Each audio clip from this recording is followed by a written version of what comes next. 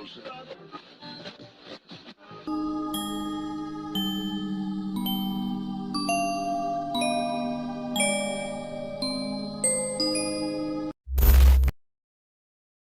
ne suis qu'une poupée de porcelaine, faite d'eau et de chair. Je me noie dans mes regrets, et mes larmes déclenchent un feu de glace sous l'eau qui m'entoure. Je ne suis qu'une attraction pour eux, pour ces gens qui ne font que rire et s'exclamer devant tout ce que je fais, un manège touristique. J'appréhende le monde extérieur, tout comme j'appréhende de rester ici toute ma vie, dans ce bocal, cette prison qui fait de moi ce que je suis. Après tout, qui voudrait voir une sirène aux cheveux d'or déambuler dans les rues de New York? Je ne suis qu'un monstre voué à une éternité de misère, une torture mentale. Je n'ai que pour seule distraction les pensées que je nourris et qui nourrissent mon âme. Un monstre, je suis un monstre, un monstre. Le sang qui s'écoule et qui coule à flot. Voilà les pensées qui m'obsèdent.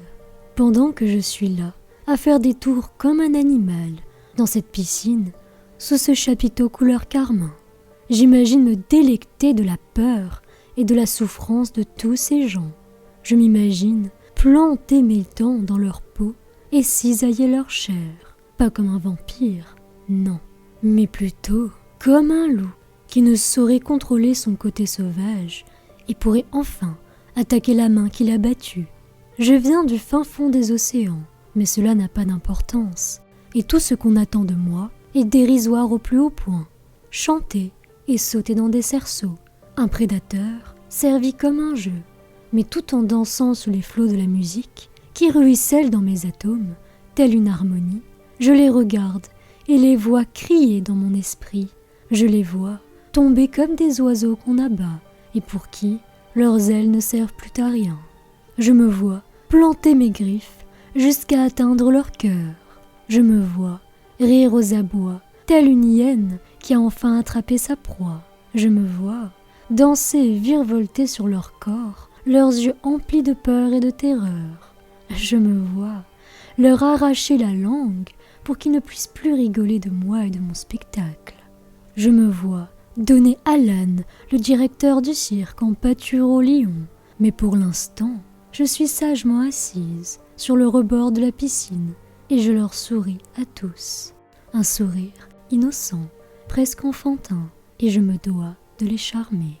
Alors que la foule s'en va et que je scrute les étoiles depuis le tissu du chapiteau qui se soulève sous les mains pressées de s'en aller, je me surprends à espérer que ma soif de vengeance soit exaucée et réalisée. Je sors les pieds de l'eau et mes écailles deviennent chairs. Je retrouve mes jambes humaines, même si humaine, je ne le suis pas. Je ne l'ai jamais été et ne le serai jamais. Je ne fais qu'y ressembler. J'illusionne les terriens de mes charmes marins. Et eux, ils s'y noient aussi facilement qu'un corbeau qui croasse à la nuit, ou qu'une âme en peine qui crie pour sortir des enfers. Alors que je rentre dans sa loge, Alan me lance son fameux sourire en coin. Il sait qu'il a gagné et qu'il a tout pouvoir sur moi.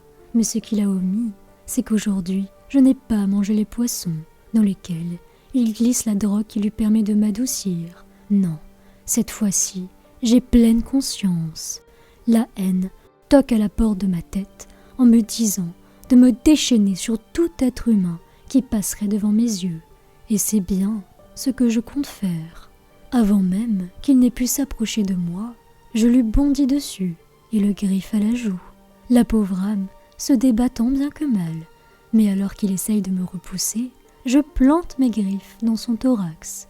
J'y fais une belle ouverture et y prends son cœur, encore palpitant dans mes mains. Je goûte du bout des doigts son sang.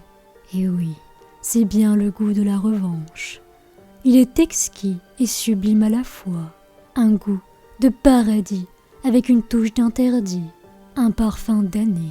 Je me mets nue devant le miroir et enfile mon prochain costume de scène.